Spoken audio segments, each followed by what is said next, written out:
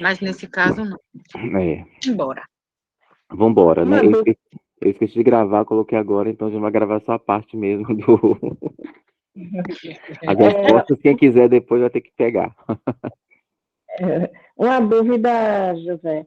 Hum, O evangelho que fala do nascimento de Jesus é o Mateus e o Lucas.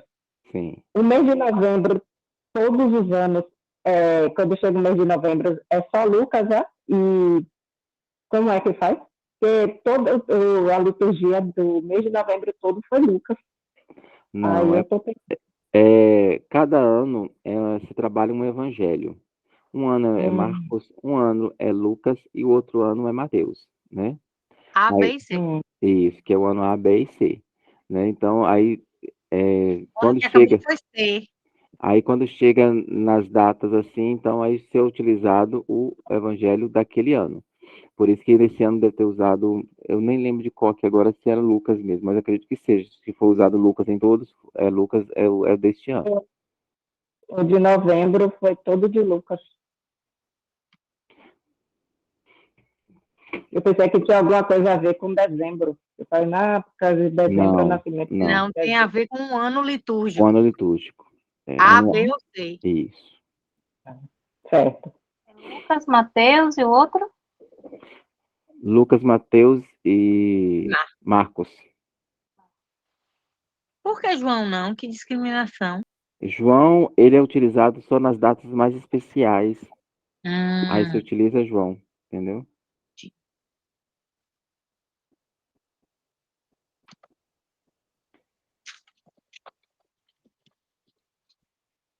Então vamos entrar no nosso tema, do nosso tema de hoje. Qual que é, então? os Você sabe? instrumentos, né, da missa, Os objetos objetos litúrgicos. usados na missa. Isso, muito bem. Então nós vamos falar hoje sobre os objetos litúrgicos, né?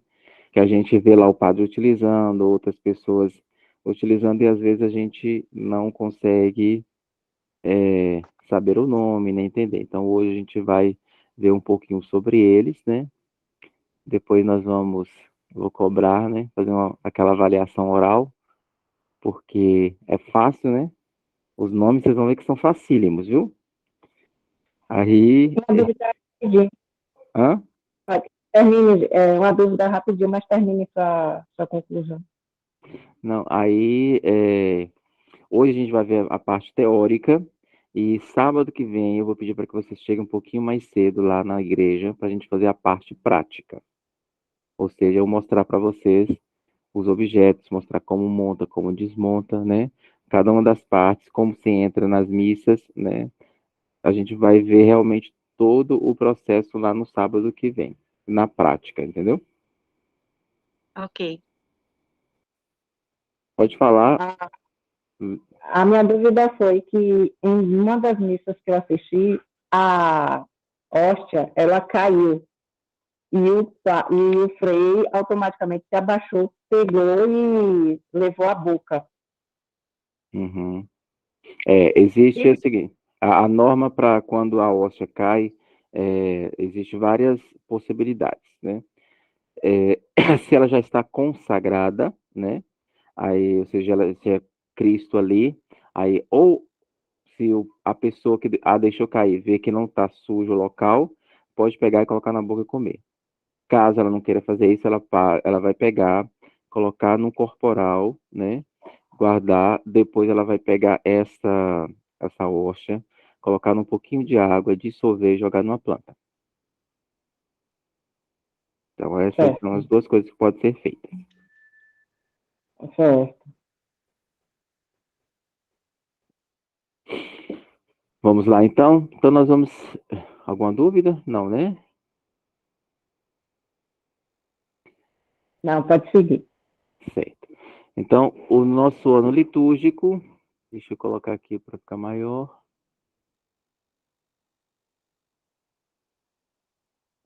Tá dando para vocês verem aí? Sim.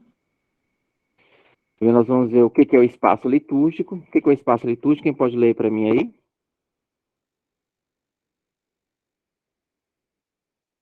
O povo de Deus que se reuniu para Sim. celebrar, Reúne. que se reúne para celebrar o mistério pascal de Cristo, forma uma assembleia orgânica.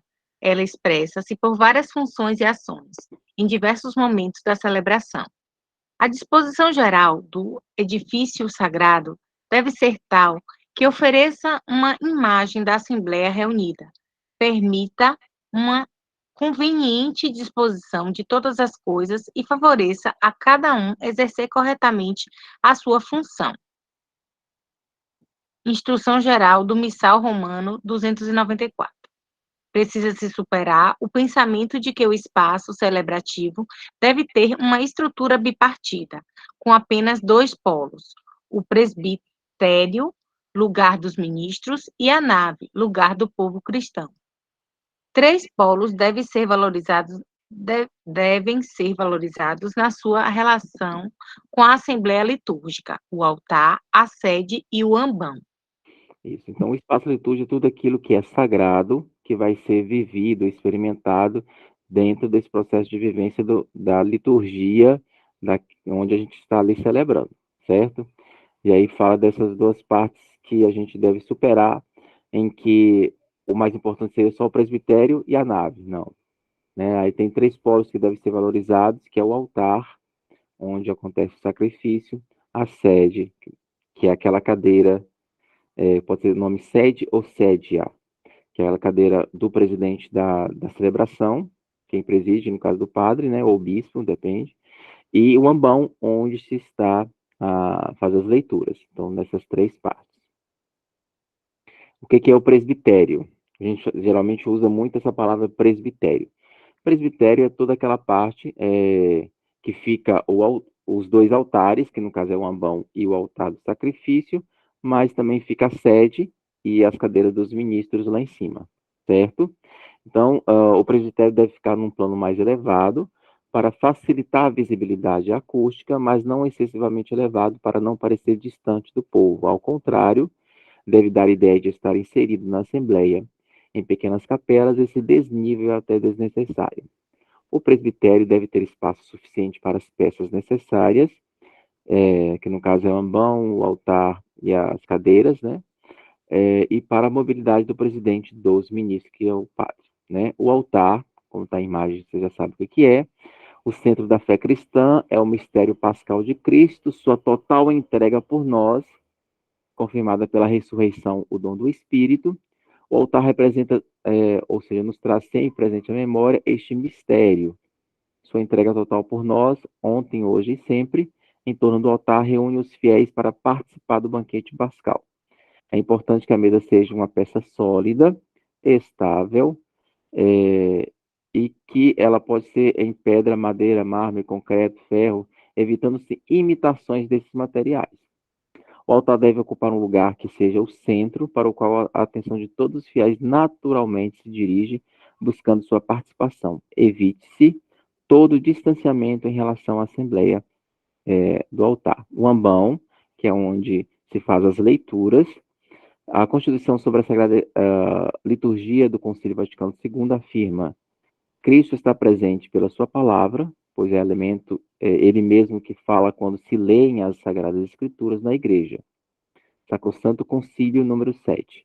Sendo a palavra uma só, o ambão também deve ser único. Ele pode ser fixo ou móvel. É importante ter estabilidade e não ter aparência frágil. A altura é sempre a mesma, com uma inclinação para facilitar a leitura. A fim de facilitar a visão da assembleia, e o local for muito grande, pode ser colocado num tablado.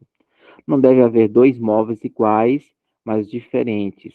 Um para a palavra, que é o ambão, e o outro para os comentários, que a gente chama de estante. Para a estante móvel, deve-se prever um outro local fora do presbitério. Se a gente for olhar isso na nossa igreja, lá está errado, né? Que o do ambão e o do comentário, eles são iguais. O que vai diferenciar lá é porque no do ambão é colocado aquele pano que vai diferenciar, certo? Mas o correto deveria ser, até de materiais diferentes, ser a estante e o ambão. Catecismo da Igreja Católica relata sobre o ambão que a dignidade da palavra de Deus exige que exista na igreja um lugar que favoreça o anúncio dessa palavra e para o qual, durante a liturgia da palavra, se volta espontaneamente a atenção de todos os fiéis. Essa aí é a sédia, né, ou sede, que é essa cadeira primeira no centro aqui, que é do presidente da celebração, no caso o padre. Então, quem preside a liturgia é o próprio Cristo, na pessoa do presidente da Assembleia Litúrgica. O sacerdote que preside a Eucaristia é o sinal sacramental de Cristo Jesus, que está presente, mas de maneira invisível. A cadeira, sede, é o lugar daqueles que presidem a celebração. Juntamente com o ambão e a mesa da Eucaristia, constitui os três principais elementos do presbitério. A cadeira nunca deve ser colocada em frente ao altar, ela deve expressar e valorizar sua função e sua simbologia, deve ter unidade de forma e estilo com as outras peças do altar, como altar e ambão. Caso sejam colocadas cadeiras para os demais ministros, que sejam diferentes da cadeira do presidente, mas mantenham o mesmo estilo e forma, né? Essa é a cruz processional, que é aquela cruz das procissões, né? O missal romano orienta sobre o uso da cruz processional em vez de grandes crucifixos pendurados nas paredes, para simbolizar que a cruz acompanha o cristão em sua caminhada, mas a meta é a ressurreição, a glória e a vida. Então não podemos ficar presos na cruz, mas acreditar na ressurreição e na glória. A cruz processional deve apresentar a imagem do Cristo, ser apenas 30 a 50 centímetros, feita de material de forma que esteja em harmonia com as demais peças do presbitério. Após carregada em procissão como sinal do Cristo morto e ressuscitado, ela permanece junto do altar, como sempre acontece na nossa igreja. Vocês veem que lá na nossa igreja tem essa credência, que é uma mesa de vidro que é colocada num cantinho assim perto do sacrário. É uma espécie de pequena mesa colocada discretamente no presbitério para apoiar os objetos litúrgicos. Então lá são colocados todos os objetos litúrgicos que vão ser utilizados na celebração, né? Então o nome é credência. Nave da igreja é toda aquela parte onde fica a assembleia, então é chamada nave da igreja. Os fiéis se reúnem nessa assembleia para participar das celebrações. A nave é muito importante e deve ter garantidas a funcionalidade e a comodidade. O lugar deve induzir ao respeito e ao silêncio, deve-se prever um fluxo eficiente de pessoas em determinados momentos da liturgia, por exemplo, nas diversas procissões previstas, entradas, oferendas e comunhão. Para isso, corredores centrais e laterais são calculados levando em consideração o público almejado, em conformidade com a legislação municipal, se houver, né? Então, ter esses espaços nas laterais e no meio, para que possa ter esse fluxo, essas entradas, tanto na entrada e nas procissões que assim ocorrerem.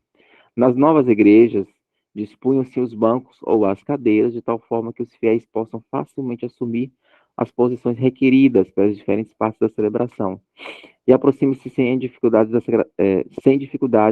da Sagrada Comunhão. Cuide-se que os fiéis possam ver e ouvir com facilidade quem preside, o diácono e os leitores.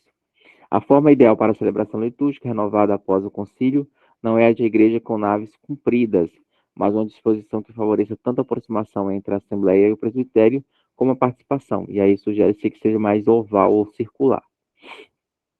O coro, é essa parte da igreja que fica os cantores, né, geralmente, né?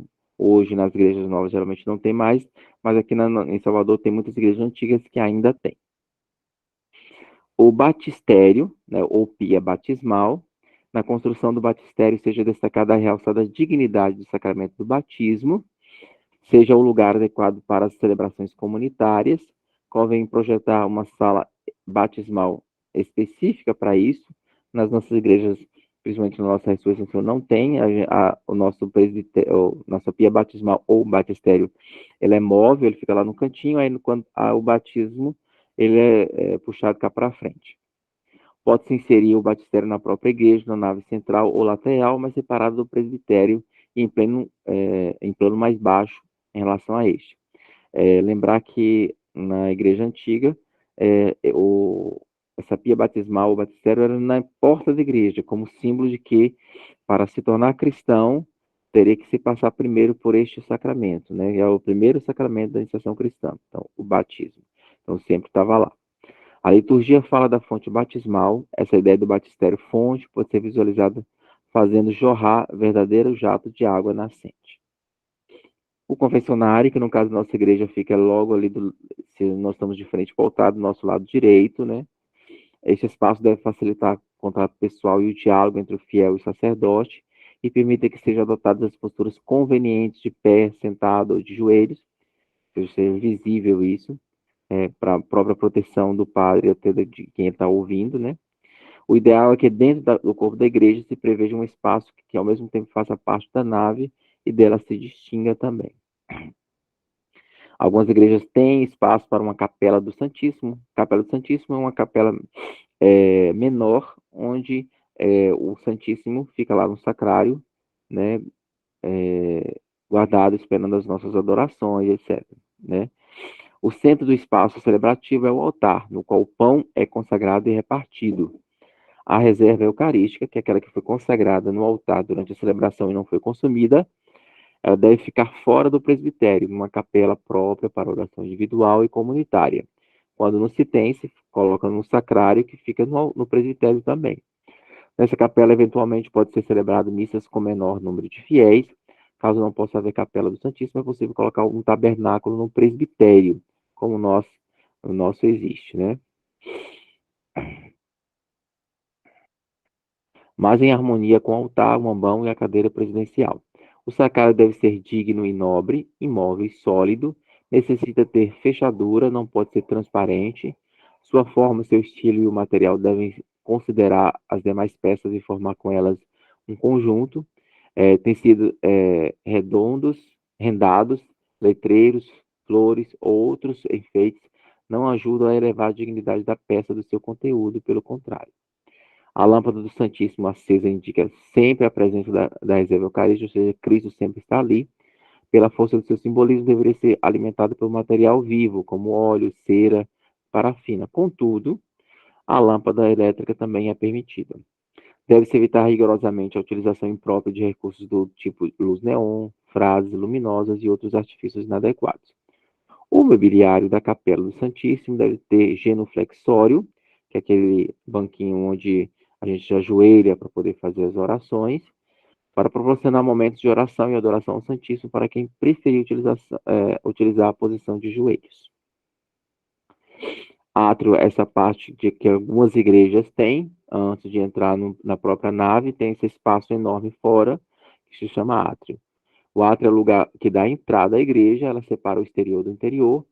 Este local tem a função de preparar a entrada e marcar a passagem de uma realidade para outra. Pode haver aí uma pia de água benta para que se faça o sinal da cruz, em preparação ao ministério que vai se participar. É preciso que a porta principal da entrada receba um tratamento diferenciado das demais, pois representa Cristo. A porta deve ser maior, com puxadores mais nobres, podendo ter algum símbolo até. E aí são avisos e cartazes que na nossa igreja, lá logo quando a gente entra, tem aquele quadro de avisos onde se coloca todas as informações, avisos da comunidade, e tudo que for necessário informar aos fiéis. A iconografia, que é muito importante na nossa igreja, e ela tem uma importância muito grande desde os primórdios, né? Porque a arte sacra é verdadeira e bela quando correspondida por sua forma à vocação própria, evocar e glorificar na fé, na adoração o mistério transcendente de Deus, beleza excelsa e invisível de verdade e amor revelado em Cristo. É preciso cuidado para não haver exagero. Às vezes, uma única igreja multiplica-se imagens de Jesus Cristo, da Virgem Maria ou de um santo, quando bastaria um único exemplar de cada. O programa iconográfico de um edifício cristão tem como centro a imagem de Cristo, crucificado ou ressuscitado. A imagem do padroeiro, em pintura ou escultura, pode ficar em algum lugar do presbitério ou na nave. Ela jamais é o centro. Nunca colocá-la sobre um altar, pois só deve haver um altar, que é o eucarístico. A iluminação adequada pontual pode valorizar e atrair dignamente a atenção à imagem, sem que seja preciso recorrer a outras soluções. Recomenda-se que a via sacra e outros elementos devocionais subjetivos estejam fora do lugar da celebração eucarística. A ornamentação, que geralmente se pede que seja uma ornamentação mais simples, né?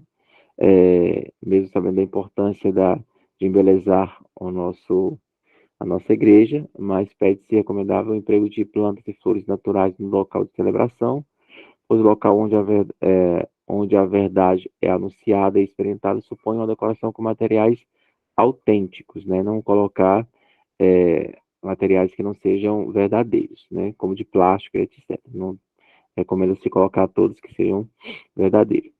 A via sacra, entendida como um caminho sagrado que lembra os últimos passos de Jesus Cristo em direção à sua paixão e ressurreição, encontra justa localização no espaço externo da igreja. No nosso fica na nave da igreja, a gente vê lá os quadros, e no período da quaresma a gente geralmente faz as orações nas sextas-feiras, né? Da via sacra, a gente reza na via sacra toda. Geralmente a gente faz as 14 estações, a quinta é a ressurreição, 15ª. A torre, né, as igrejas mais antigas têm torres, né? Houve um tempo em que a torre marcava o centro geográfico da cidade, o centro da vida dos cidadãos. Os sinais chamavam para as celebrações. Hoje, entretanto, a torre é facultativa, pois sua construção depende das tradições locais e dos recursos disponíveis para a obra. Pela verticalização da cidade, no caso de construção de prédios, etc., caso se opte por não construir uma torre, é conveniente que haja algum elemento na fachada direcionando para o céu, como uma cruz ou um pequeno sino. São elementos fortes da igreja de edifício, ainda reconhecidos por todos. A sacristia, que é aquele local onde o padre fica para trocar, né, as vestes ou vestir as vestes, né, da liturgia. Recomenda-se projetar 2 sacristias, uma próxima do presbitério, onde serão guardados os objetos de uso litúrgico e outro junto à entrada da igreja, apenas para a paramentação do sacerdote e ministros, né? No nosso é um único.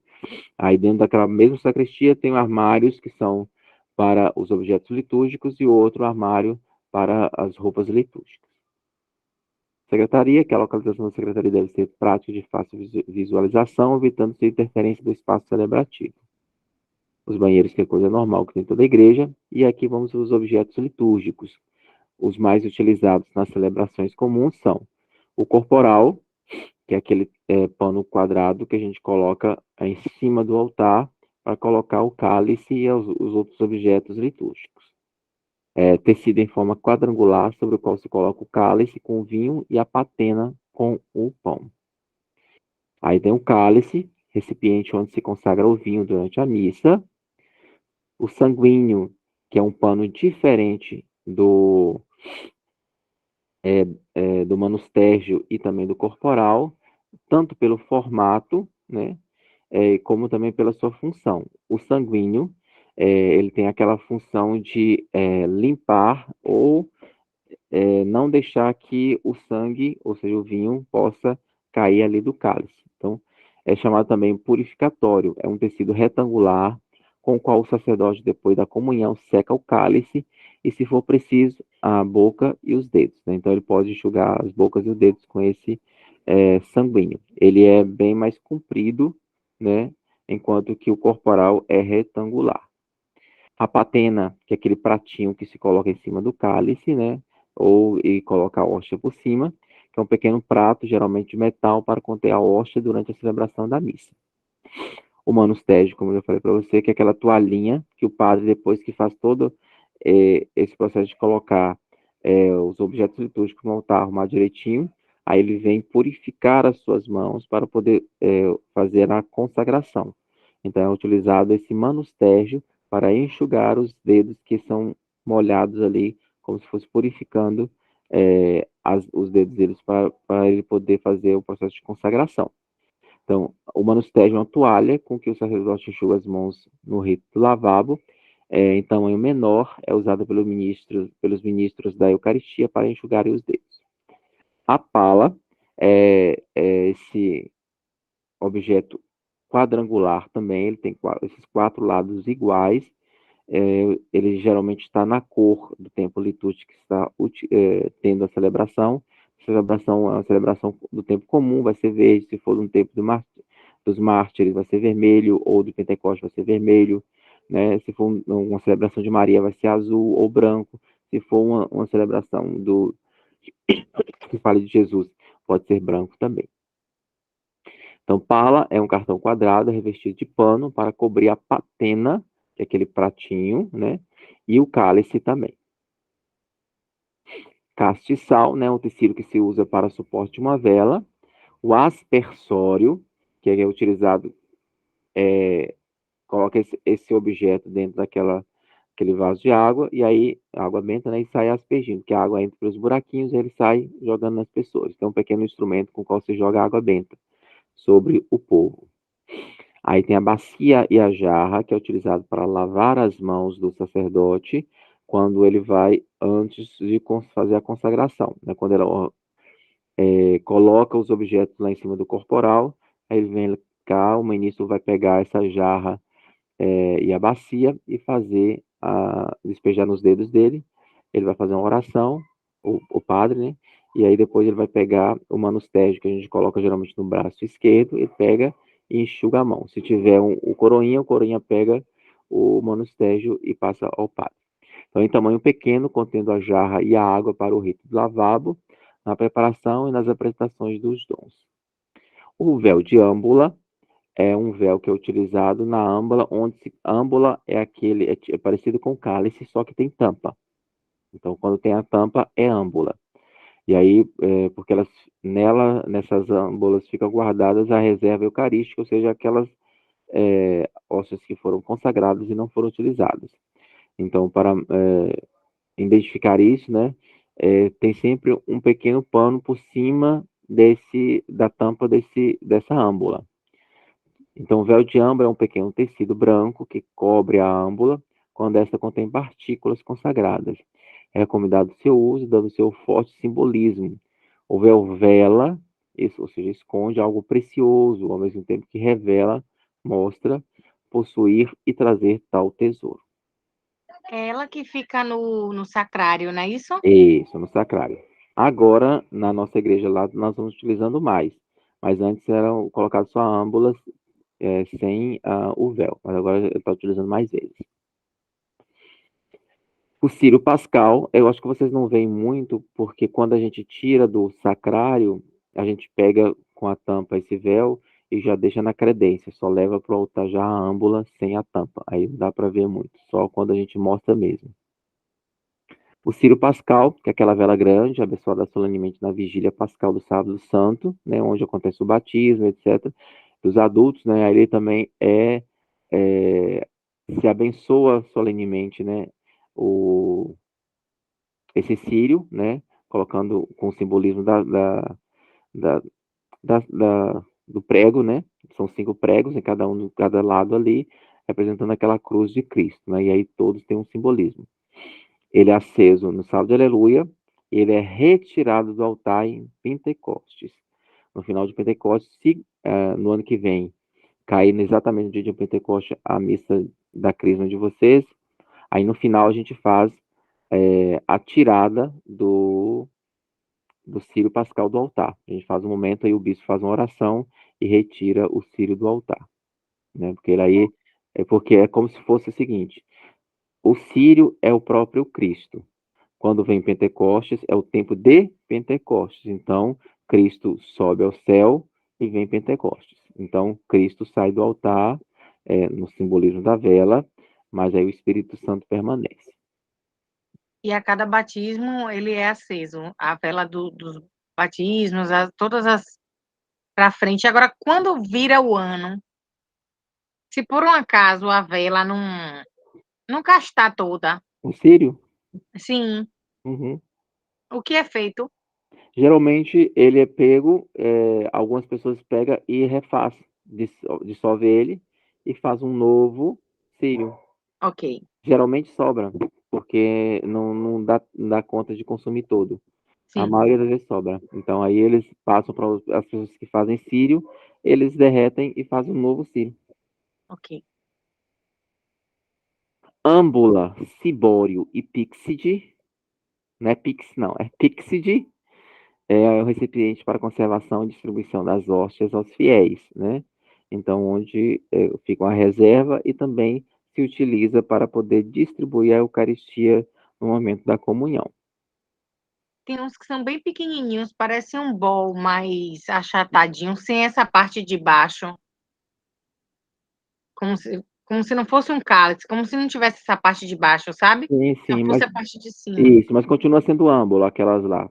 Ela, Ah, certo. ela é tipo uma pequena baciazinha pequena, É né? um bolzinho pequeno, Isso. Mas é âmbula também, continua sendo âmbula da mesma forma. certo.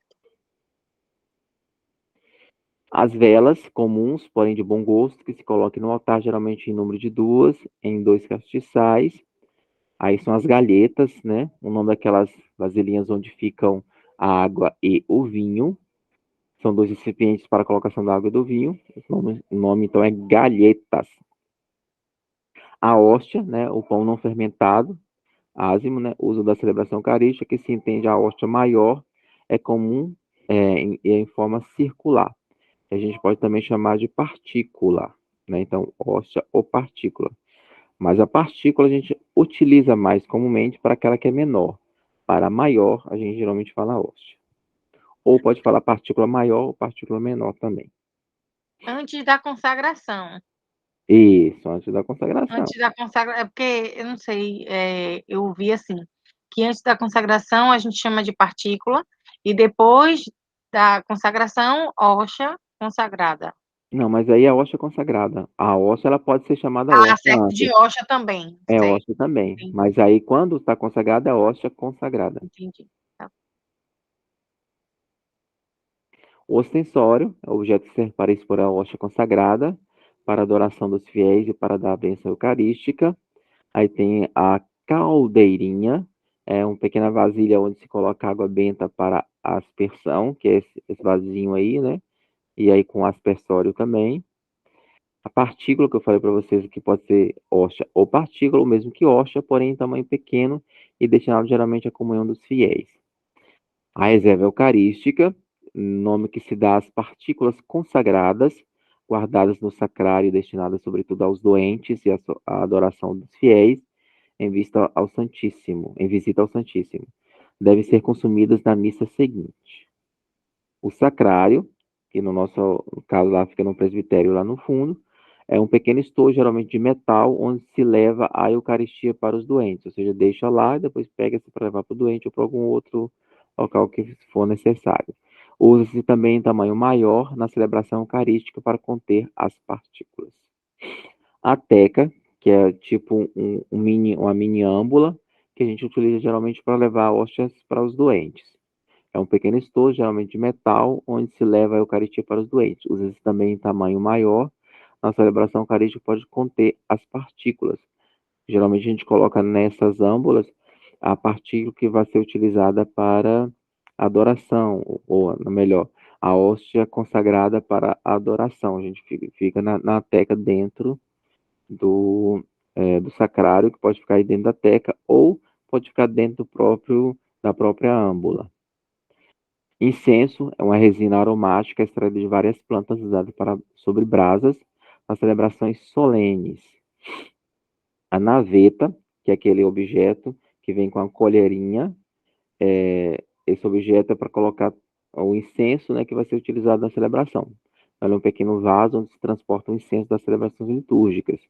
O turíbulo é o vaso utilizado nas incensações durante a celebração. Nele se colocam as brasas e o incenso. Coloca as brasas, depois, quando for utilizar para que saia a fumaça, coloca as pedrinhas do incenso. Alguma dúvida aqui? Eu queria saber se a determinação da igreja e tal, assim, porque lá na ressurreição a gente tem acesso ao altar de forma respeitosa, mas tem lugares que não permitem a gente sequer encostar no altar. Uhum. Ó, como a gente colocou no início, o altar ele faz parte ali do presbitério. Esse presbitério é o lugar específico dos ministros ordinários e extraordinários, né? E para a utilização de todo e acontecer todo o processo litúrgico ali. Depende muito da pessoa que conduz, do presidente, do pároco da igreja. Mas em si não há uma proibição Eu desconheço qualquer norma, lei, que impeça o fiel de chegar, até mesmo de subir no presbitério. Hum. Já vi duas igrejas que, assim, tem uma resistência, sabe? E, assim, como a gente está acostumado a chegar tão próximo lá na ressurreição e Sim, estar mais perto do sacrário, sabe? sim, sim. E quando você chega em outro lugar que é proibido, que não pode, tem um padre aqui que é Ave Maria. Você não pode nem chegar para. Você vai fazer a leitura na missa. Você não Ah, pode chegar no ambão, né? Ambão? isso. Você não pode chegar no ambão, onde você vai fazer a leitura, você olhar o que é que você vai ler, você não pode. É um pouco de exagero, entendeu? Porque não tem essa norma proibitiva, não. É Você tanto que tem que pegar o celular, você tem que pegar o livro da liturgia diária de alguém para poder ler, ver o que é que você vai ler, porque você não é, pode subir para ver no missal. pois é. É, aí é difícil, né? Mas aí depende do padre, né? Alguns padres mais conservadores e tal, eles têm essa visão mais fechada em relação dos fiéis subirem ao altar, né? Mas isso não impede, não. Não existe uma norma proibitiva para o fiel subir ao altar, não. Tá. São duas dúvidas. Sim. A primeira é, tem alguns objetos que, assim, se a pessoa tiver um altar em casa, se quisesse ter, não é disponibilidade. Tipo assim, se a pessoa quiser ter um ostensório e aquela que você disse, parecendo, esqueci agora, parecendo na caixinha onde guarda o corpo de Cristo, Hum. o Cristo Eucarístico, esses objetos não são vendidos para as pessoas que queiram ter um altar em casa? Ó, esses objetos litúrgicos são específicos para utilização no altar. Eles não podem estar. Por exemplo, se você quiser ter um altar em casa, não pode ter nenhum desses objetos, a não ser o turíbulo. Turíbulo talvez sim. Mas os outros não, porque você não vai, por exemplo, você não vai presidir uma missa para utilizar o cálice. Você não vai, você pode assim ter para quando houver uma missa, alguma coisa assim, entendeu? Algumas pessoas até compram para ter esses momentos assim, mas para você colocar lá, tipo exposto, aí não tem como. Não é correto fazer isso, entendeu? Quando você tem um altarzinho em casa, no máximo é colocar a Bíblia, a vela, né? A cruz, né? E a imagem do seu santo devocional. Aí, esses objetos litúrgicos eles são específicos para utilização na missa. Então, assim, só a igreja tem acesso. Só é feito para a igreja, vendido para a igreja, dado à Não, ele é igreja. vendido para qualquer pessoa. Qualquer Hum. pessoa que, por exemplo, você vai lá na Paulus, você pode comprar qualquer objeto desse aí, entendeu? Mas não faz Porém, Ah, sentido tá. para você, porque você é isso, essas coisas só tem na igreja. O não corpo de vai, Cristo é, só não vai pode ser comprado servir, por né, lá. para você de uma outra forma, porque só vai ficar servir para você como algo Um objeto qualquer, sem sentido. Exato. de ornamentação, não vai ter uma utilidade para você. O A não- contexto dele está dentro da igreja. é, Ah, entendi. E por que no Cristo Eucarístico, os padres, os freis, eles pegam com a mão, como é o nome? Com a mão coberta? com a mão coberta, não. Você está falando o ostensório, não? Aquele que eles põem? E, É o ostensório. Isso, é porque é considerado ali aquele objeto está carregando uma verdadeira preciosidade. Então é algo importante para nós. Como algo importante, eu não posso nem tocar. E por esse sentido eles usam aquele pano, né? Eu esqueci o nome agora. Eu esqueci o nome agora daquele tecido que eles colocam, que ele parte, coloca no ombro e aí Isso. você aí coloca coloca a as mãos mão. aqui dentro e segura para poder fazer a elevação, etc. Eu esqueci o nome agora. Mas é por ter algo tão sagrado e tão importante ali, por isso que utiliza-se que a pessoa a pessoa enquanto humano não é digna de poder tocar diretamente. Por isso que eu tive a dúvida, porque assim, quando a gente faz uma oração que no altar tem o Cristo crucificado, Aí eu fiquei assim associando, por que o ostensório também não poderia estar no lugar da cruz, que você também está fazendo a oração direcionada, entendeu? Aí eu pensava que como é que as pessoas tinham acesso ao ostensório. Não, o acessório só é utilizado mesmo para a exposição do Santíssimo. Isso, Única e No momento da exclusivamente. adoração. Isso. Tem igreja que tem adoração perpétua. A igreja, acho que de São Raimundo, tem adoração perpétua. E aí, qualquer hora que você for lá, você vai ter lá Jesus no ostensório, sendo adorado. Agora, tem outras que têm dias específicos, entendeu? Geralmente é quinta-feira. Lá na Piedade é terça-feira. Terça e Geralmente as quinta quintas. também tem. Santa Dulce é de sexta-feira, meio-dia. A igreja geralmente consagra a quinta-feira como a de adoração ao Santíssimo, né? A maioria das igrejas, às quintas-feiras. Tem adoração à tarde, ou de manhã, ou à noite, mas faz sempre um momento de adoração. Aí eu não coloquei também os livros, né? Faltou colocar aí os livros, né, que a gente utiliza na missa, que é o lecionário, o evangeliário e o missal, que eu falei lá quando a gente falou sobre missa, que eu falei sobre eles, né? Sim, missal sim, eu lembro, mas os outros dois não. O lecionário e o evangeliário, não? Mas eu Não falei, lembro. o evangeliário só contém o evangelhos, né? E é utilizado sempre em celebrações litúrgicas especiais.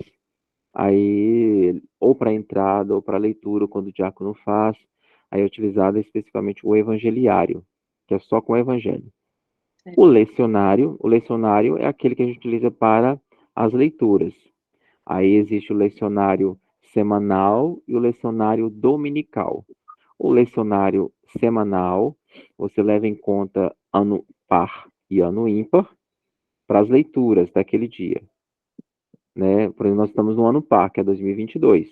Então, são leituras específicas para aquele ano. No ano ímpar, são leituras específicas, né? Mas aí só vai, e isso é feito durante a semana, exceto no dia que tem alguma festa de padroeiro ou uma festa da igreja especial, que aí é utilizado um outro lecionário, que é o santoral. Mas Mas o normal mesmo é o lecionário semanal. o que a gente vê normalmente nas paróquias, assim, é sempre o missal, que é o mais usado, Não, o né? missal é o livro do padre, aquele que fica sobre o altar. Ah, o altar. E aquele que fica no ambão? Isso é lecionário.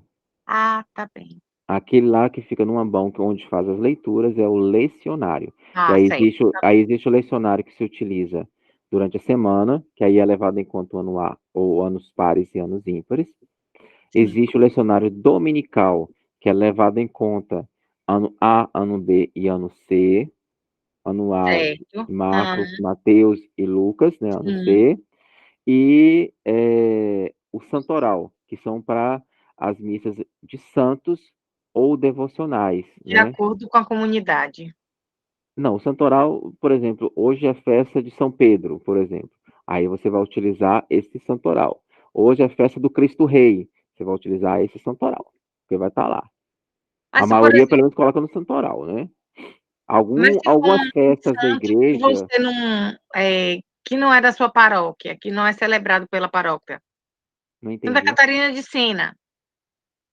Sim, mas aí vai utilizar o santoral. Hum, Vai utilizar o santoral se você for celebrar Santa Catarina de Sena. Se você certo. não for celebrar, aí você vai utilizar o lecionário semanal. Ah, certo, era isso que eu queria saber. De acordo com a comunidade, nesse caso, porque a igreja flexibiliza de acordo com a devoção, correto? Isso, isso. Se, por exemplo, é uma igreja que tem a festa São Padre Pio, Não, qual é o nome da santa que você falou agora? Esqueci. Santa Catarina de Sena. Santa Catarina de Sena. Se for a festa, a capela que for devocional a ela, devota a ela, ou em Sim. nome dela, ou ela é padroeira, lógico que ali vai ser utilizado o santoral, porque a festa é específica, né? Ah, Então aí ok. vai utilizar aquela. Quando não é só memória, no caso é só memória, e existe memória obrigatória, existe memória facultativa. Isso, exato. Aí, a facultativa não é obrigatória que se realiza, agora a obrigatória sim. sabe uma coisa que eu percebi? No dia 1º de novembro, dia de Todos os Santos, Sim. teve alguns padres que fizeram uma determinada leitura e teve outros que fizeram outra. E quando chegou no domingo, uma das leituras que eu ouvi foi justamente a do domingo, que estava celebrando o dia de Todos os Santos, que quando não cai no domingo, celebra no domingo subsequente, correto? Algumas festas ela é móvel. Ela pode até ter, teoricamente, ou civilmente, por exemplo, dia 1º, que é dia de Todos os Santos, para todos nós civis, dia 1º seria dia de Todos os Santos. Mas para a igreja, mesmo que seja dia 1º, ela vai ser celebrada no domingo. Então aí vai ser utilizada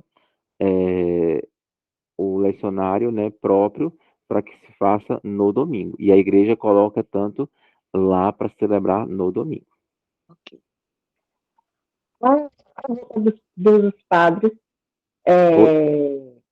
condiz também com a capa do livro do padre também, porque assim, eu vi o padre estava de verde, e aí o livro, o evangelho dele também era verde. Aí tudo tem que estar combinando, ou eles fazem isso por conveniência, assim, para ficar arrumadinho? É conveniência deles, não tem não. Aqueles livros Deus Conosco, Liturgia Diária, etc., eles vendem as capas, e são litúrgicas as capas, ou seja, tem ela verde, tem ela vermelha, tem ela branca, né? Então aí alguns padres compram as capinhas e já colocam nelas, entendeu? Mas não é obrigatório ali, não. Tá, e como a leiga, eu estou aprendendo tudo agora, viu, gente? Sim. Eu era afastada da igreja. A cor vermelha, a verde, roxo eu sei. Está relacionada ao quê? A verde é relacionada ao tempo comum da igreja. Quando se tem as celebrações, etc., que não tem, vamos dizer assim, entre aspas, tá? Algo especial de datas para se comemorar ali. Então, todo esse tempo. Se você olhar lá no aquele círculo que eu coloquei lá no grupo hoje, você vai ver lá que tem as cores próprias para cada tempo. Ah, tá certo. Aí, no tempo litúrgico, do tempo comum, é utilizada a cor verde. No tempo de... Quando se fosse, por exemplo, uma celebração de mártires, Pentecostes, vermelha. aí é utilizada a cor vermelha. Quando é utilizado, por exemplo, uma celebração de bodas e não sei de quê, geralmente é usado um dourado. E assim, Quaresma. na quaresma já é o roxo, né? Advento também. Agora, no tempo que nós vamos entrar agora, que é o advento, a partir de amanhã, aí tem aqueles tempos, os 4 semanas, né? Que é utilizado uma vela para cada, né? Que tem a coroa do advento, né? Para cada domingo tem uma cor específica e um motivo para cada uma das cores, né? E aí suprime-se o hino de louvor nessas celebrações, que é um tempo mais de preparação para essa vinda de Jesus Cristo. Em relação... E a última dúvida. Ah, tá, pode Fala, falar. Mariana. Não, eu ia perguntar sobre as velas do advento, porque tem algumas pessoas que colocam 3 roxas e uma rosa, tem outras que colocam uma vermelha, uma verde, uma branca e uma roxa. E como é? Me conte aí. Ela tem cores específicas. A rosa, que eu acho que é o terceiro domingo. Terceiro domingo. É o terceiro domingo. As outras são cores diferentes. É verde, roxa e branca. Certo. A última dúvida, que eu lembrei agora da conversa com a pessoa lá, que é adventista. E acho que é fugindo do assunto, acho que eu lembrei para não me esquecer. Ele falou que o católico, ele tirou o segundo mandamento. Não tirou o mandamento. Não, são 10 mandamentos, mas a religião católica não prega mais o segundo mandamento. Eu fiquei... Não, nós vivemos os 10 mandamentos igualzinho. Igualzinho. Como está lá em Êxodo 20. Não houve mudança nenhuma. A questão motivo. é assim, a tradução pode até mudar, etc., mas os 10 mandamentos são iguais, não mudou nada. Ele mantém normalmente. Pronto, já tem motivo para brigar com a pessoa, para parar de falar mal da religião católica, é só a dela que presta. É verdade. Não ligue, não. Só passa Deus Ai, que conversa. não gosto disso não, ficar desmerecendo as coisas dos outros, não gosto disso não. Ele siga a religião dele e a gente segue a nossa religião. Eu não falo da religião dele, ele não vai falar da minha religião. Exatamente. Isso mesmo. Tem que ter respeito à religião do outro, né? Exatamente, é. Pronto, agora eu terminei minhas dúvidas do dia. Isso. Se tiver mais dúvidas, pode perguntar. Sobre os objetos litúrgicos, tem alguma coisa que vocês queiram tirar dúvidas? Eu acho que só quando a gente vê na prática, para a Isso. gente poder relembrar, poder, né? Sábado que vem vocês podem estar na igreja umas 15h30 ou porque 16 horas fica em cima da hora. 15h30 dá um jeito. Porque a gente tem, o que eu queria era a gente começar desde o início, como se fazer uma entrada na celebração, como fazer uma leitura, e aí também fazer ensinar vocês como é que monta, porque a gente faz a montagem da credência lá, e depois a gente monta lá no altar, e ensinar para vocês como é que o padre faz, né? A ordem das coisinhas, como é que ele faz, né? Os significados das coisinhas lá também do altar, para vocês poderem conhecer de perto, né? E também aí poder ver de perto o lecionário, os lecionários, melhor dizendo, e também todos esses objetos litúrgicos de perto, né? Que eu acho que quando a gente pega, quando a gente toca, a Fica gente mais fácil. consegue aprender mais fácil. Eu mesma, eu confundia. Eu achava que o missal era aquele que a gente tinha acesso no ambão. Não, é lecionário. É. Isso mesmo, a gente vai Sábado, ter. 15h30. Isso, 15h30. Certo. Porque Tudo bem. às 17 horas é a missa, né? Então, aí dá tempo a gente fazer tudo direitinho. A missa não é 18? Ah, a missa é 18, Oi? desculpa. Tô errando aqui, ó. A cabeça não tá boa hoje, não, mas tudo bem. A É missa o é 18. Covid. Isso, a Covid Almoçando no seu cérebro. tá fudindo o meu cérebro todinho já. E o pior que começou agora, né? Imagine se fosse mais tempo. O céu. Certinho? Alguma dúvida que queira esclarecer agora? Não, Ah, tá o horário tranquilo. os horários da missa é conveniência da igreja todos ser naquele horário? Não, aí é adequação à realidade de cada paróquia. Ah, É certo. o que for melhor para cada paróquia, o horário. Tá certo. Terminei. Pode encerrar. Ah, sem problema. Então vamos pedir a Deus que nos ajude, agradecê-lo por esse momento que nós estamos aqui, né? Pedir que a gente possa cada vez mais aprender para servi-lo melhor, porque o intuito disso tudo que eu estou passando para vocês é para a gente poder, compreendendo a nossa religião, todos os nossos ritos, conhecendo melhor a nossa igreja, a gente possa amá-la mais, né? E possa servir melhor cada vez mais. Né? E aí a gente servindo com conhecimento, com dignidade, a gente vai servir melhor. Que isso possa nos ajudar a servir a Jesus Cristo melhor nesse processo de experiência intrínseca dele. E assim nós vamos firmando a nossa fé naquilo que a gente acredita enquanto igreja. E nós vamos rezar o creio, né, que é aquele que afirma as nossas ou a nossa fé, ou seja, tudo aquilo que a gente acredita está ali, né?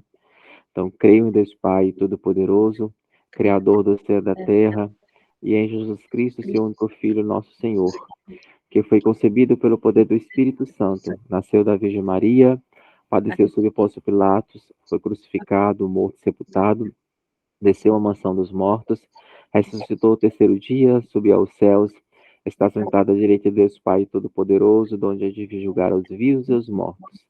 Creio no Espírito Santo, na Santa Igreja Católica, na comunhão dos santos, na remissão dos pecados, na ressurreição da carne, na vida eterna. Amém. Estivemos unidos em nome do Pai, do Filho e do Espírito Santo. Amém. Nós temos um excelente domingo. Quem puder amanhã vá à missa, para poder rezar no dia do Senhor. Certíssimo? Amém. Amém. Obrigada mais uma Ah, vez por tanto conhecimento, por tanta paciência com a gente. imagina, estamos aqui. Se tiver mais alguma dúvida, pode colocar lá no grupo, viu? Para a gente poder tentar sanar. Tá. Só dá um É, lembrete do horário para todo mundo ficar ciente logo no Certo. início da semana. Tá bom, eu falo sim. Melhoras, Tchau. viu? Se cuide. Obrigado. Melhoras, restaura sua saúde. Amém, amém. Tchau, tchau, gente. Tchau, tchau. Tchau, meninas. Tchau, tchau. Tchau, menina.